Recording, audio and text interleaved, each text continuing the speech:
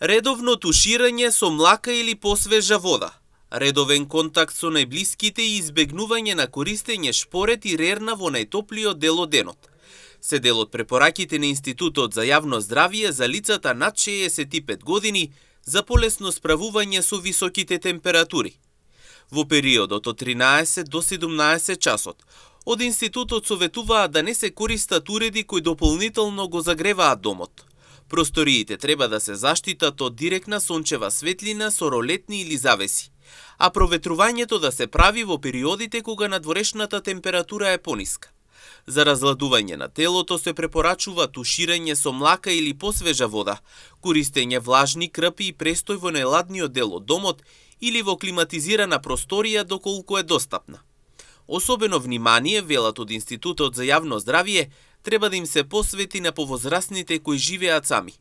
Редовниот контакт со семејството, пријателите или соседите овозможува навреме да се забележи доколку дојде до промена во здравствената состојба и доколку е потребно да се обезбеди помош.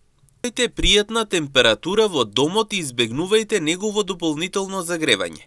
Во текот на денот користете ролетни, завеси или други начини за заштита од директна сончева светлина, а просториите проветрувајте ги кога надворешната температура е пониска.